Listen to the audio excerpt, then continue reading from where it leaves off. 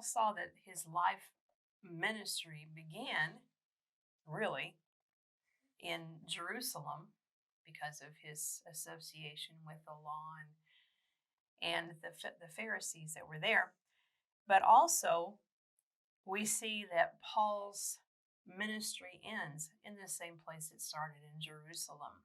It's not to say that he didn't proclaim the Lord in the days following, but he saw a beginning and an end in the same city, Jerusalem, the city that he loved, as Alton said, because the Jewish people were his people. All Jewish leaders in Jerusalem, I guarantee, knew Paul's story very well. So we're going to see how, again, circumstances unfold for God's will to be done through Paul, even at the end of his life. Starting with Acts 22 and verse 3, let me read.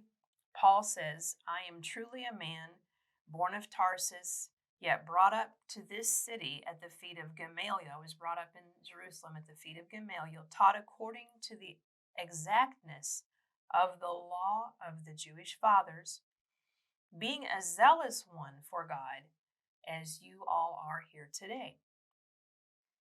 I persecuted this way, Christianity, as far as to the death for the believers, binding and delivering both men and women into prisons. Verse 5 continues, as also the high priest bears witness to me, and all the council of elders, in other words, the Sanhedrin, which was the Jewish high court.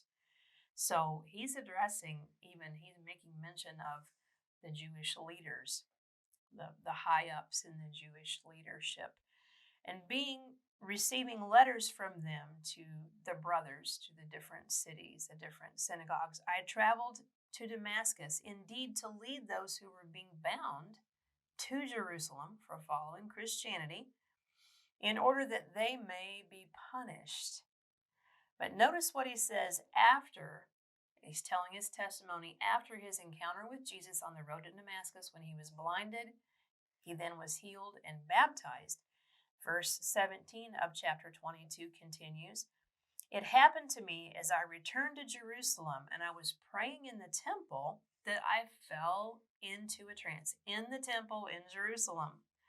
And I saw him saying to me, hurry and go quickly out of Jerusalem, for they will not receive your testimony concerning me.